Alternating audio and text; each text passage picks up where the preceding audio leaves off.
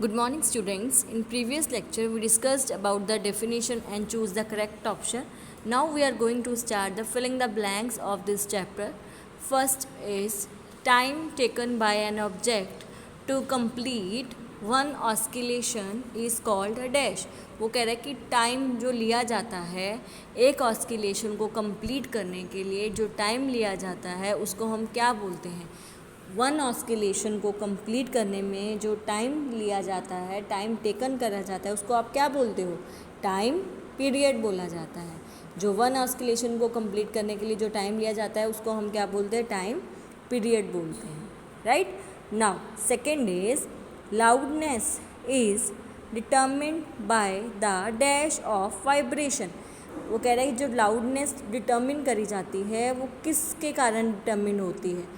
By the amplitude. क्यों amplitude? क्योंकि आपको पता है जो एम्पलीट्यूड का स्क्वायर होगा वही मेरी लाउडनेस होगी. इसीलिए जो लाउडनेस डिटर्मिन करी जाती है वो किसके द्वारा करी जाती है?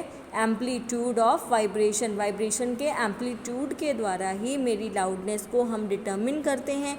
कैसे करते हैं? जो मेरी एम्पलीट्यूड आई है उसका हम जब स्क्वायर कर देंगे, स्क्वायर करेंगे, होल स्क्वायर करते हैं जब उसका, तब वो मेरी उसकी लाउडनेस आ जाती है. यदि मेरा एम्पलीट्यूड 3 है उसका स्क्वायर करेंगे तो 3 इंटू 3 9, तो मेरा क्या आ जाएगी? 9 लाउडनेस आ जाएगी. क्लियर.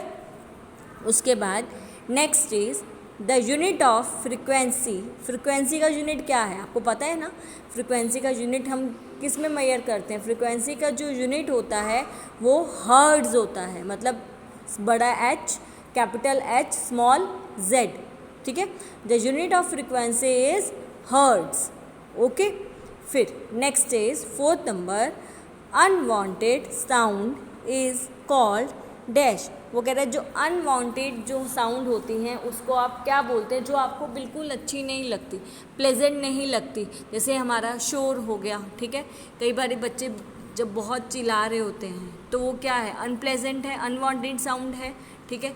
तो वो जैसे आप कोई भी इंस्ट्रूमेंट यदि प्रॉपरली नहीं उसको चला पाते हो, प्रॉपरली उसको नहीं रन कर पाते हो, तो उसकी जो साउंड आती है कई बार वो भी आपको क्या लगती है? अनप्लेजेंट लगती है. ठीक है. कई बार फिर उसके बाद यदि आप कभी रोड पे जाते हो तो आपको जो व्हीकल्स की जो इतनी आवाज़ होती है, साउंड होती है, वो कितनी अनप्लेजेंट लगती है.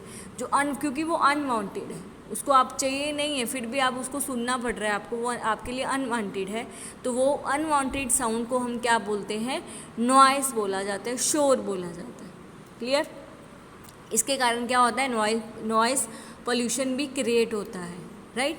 तो next fifth number is shrillness of a sound is determined by the dash of vibration. वो कह रहा है जो श्रिलनेस होती है, साउंड की जो श्रिलनेस है वो किसके द्वारा आप डिटर्मिन कर सकते हो? जो shrillness of A sound is determined by the dash of vibration. Frequency of vibration के द्वारा, वाइब्रेशन की जो फ्रिक्वेंसी होती है उसके द्वारा हम श्रिलनेस ऑफ साउंड को डिटर्मिन कर सकते हैं. आपको कोई पूछे श्रिलनेस ऑफ साउंड को कैसे डिटर्मिन करोगे? फ्रिक्वेंसी ऑफ वाइब्रेशन के द्वारा आप श्रिलनेस ऑफ साउंड को डिटर्मिन कर सकते हो. राइट. उसके बाद next six number is sound of frequencies less than dash can not be detected by human ear. Less than बोला है उसने. हाँ. जब जो फ्रिक्वेंसी कितने से लेस देन होगी जिसके जो ह्यूमन ईयर है वो नहीं सुन सकते हैं, जो ह्यूमन ईयर हैं वो उसको नहीं सुनाई दे सकती. कितनी आवाज़?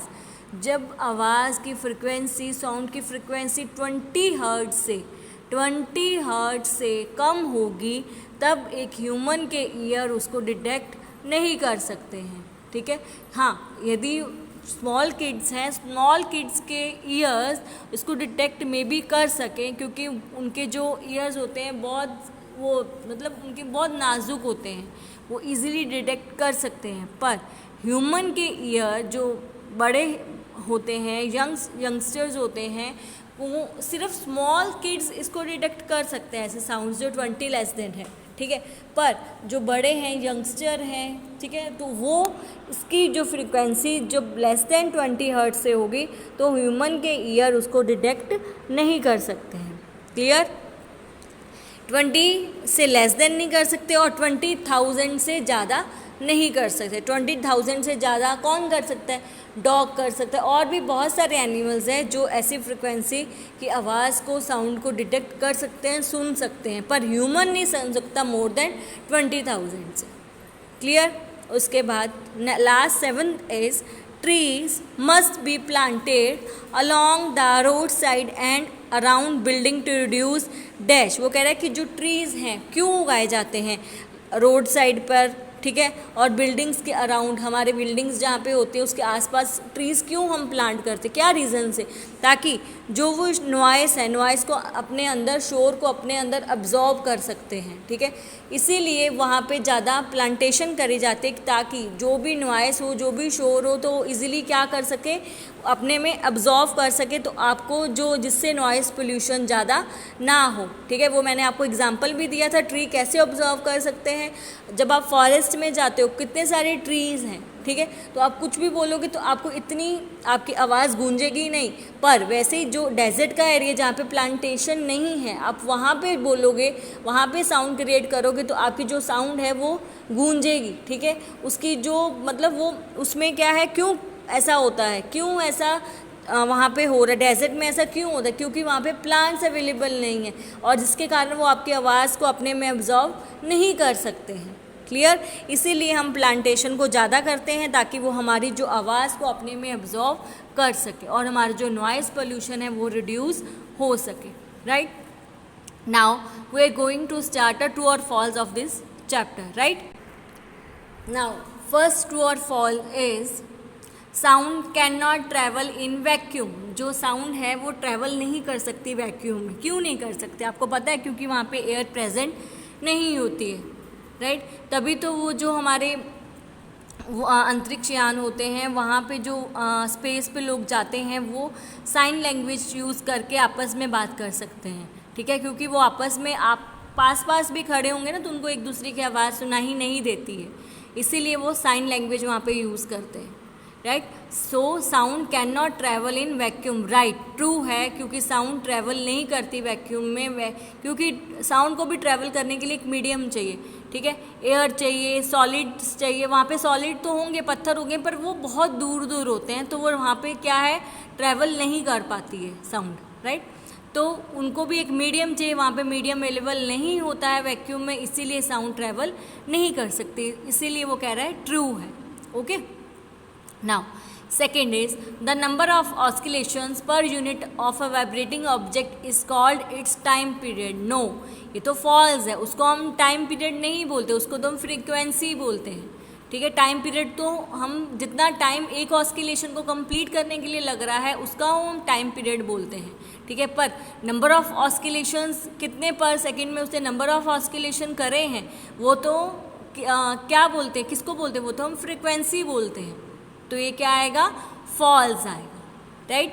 फिर वो कह रहा है कि if the amplitude of a vibration is large sound is feeble.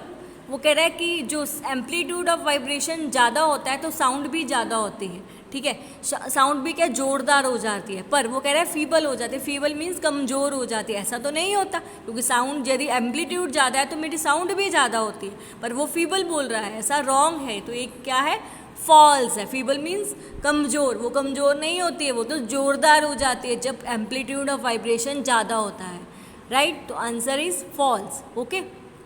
Now for human ears the audible range is 20 hertz to 20,000 hertz. ये बिल्कुल सही है। राइट? क्योंकि ह्यूमन के ईयर्स 20 हर्ट्ज से लेकर 20,000 हर्ट्ज तक की रेंज की फ्रिक्वेंसी को, आवाज़ को इजीली सुन सकते हैं, तो ये क्या है, ट्रू है। Okay? Now fifth is lower the frequency of vibration the higher is the pitch. यदि फ्रिक्वेंसी ऑफ वाइब्रेशन लो है, फ्रिक्वेंसी ऑफ वाइब्रेशन की जो फ्रिक्वेंसी है लो है पर पिच वो कह रहा है ज़्यादा होती है, ऐसा होता है? नो। यदि फ्रिक्वेंसी ज़्यादा है वाइब्रेशन की तो पिच भी ज़्यादा होती है, फ्रिक्वेंसी लो है तो पिच भी लो होती है। आपको पता है कि जो फ्रिक्वेंसी, वुमेन्स की फ्रिक्वेंसी ऑफ वाइब्रेशन ज़्यादा है, इसके कारण उनकी पिच भी हाई होती है। राइट। पर मैंस की फ्रिक्वेंसी कम है तो इसलिए उनकी पिच भी कम होती है, इसीलिए क्या है, फॉल्स है। उसने उल्टा लिखा है, lower the frequency of vibration higher is the pitch, it means it's a false, right. Now 6th number is unwanted और unpleasant sound is termed as a music. वो कह रहे हैं अनवांटेड और अनप्लेजेंट जो साउंड है वो एक म्यूजिक की टर्म है, ऐसा होता है नहीं। हमेशा जो म्यूजिक की साउंड आपको अनवांटेड और अनप्लेजेंट लगती है, नहीं लगती, वो तो हमें अच्छी लगती है। यदि उसका इंस्ट्रूमेंट अच्छे से प्ले हो रहा है वो तो हमें बहुत प्लेजेंट लगती है, पर वो तो अनप्लेजेंट बोल रहा है, तो ये क्या है, फॉल्स है, right. Now 7 number is noise pollution में कॉज पार्शियल हेयरिंग अपेयरमेंट। वो कह रहे हैं जब नॉइज पोल्यूशन होता है ना, में भी वहाँ पे जो हम लोग हैं आधे क्या हो जाए, बहरे हो जाए, हमें पूरी तरह से सुनाई भी ना दे, हमारे जो कानों की बहुत हानि हो सकती है। इम्पेयरमेंट मतलब हानि हो सकती है, ठीक है। नॉइज़ पोल्यूशन ही उसका कारण है, तो ये क्या है, ट्रू है। क्योंकि कुछ लोग जब फैक्ट्रीज़ में वर्क करते हैं ना, वहाँ पे बहुत नॉइज़ होती है, तो कई बारी उनके जो ईयर्स हैं वो क्या हो जाते हैं, वो पूरी तरह से हियर नहीं कर पाते, क्योंकि उनके ईयर्स ख़राब हो जाते हैं, वो पूरी तरह से अच्छे से हियर नहीं कर पाते हैं, इसीलिए क्या है, ट्रू है। यहाँ पे मेरे फिलिंग द ब्लैंक्स और ट्रू और फॉल्स क्या हो गए हैं, कंप्लीट हो गए। नेक्स्ट टॉपिक हम नेक्स्ट वीडियो में करेंगे, राइट।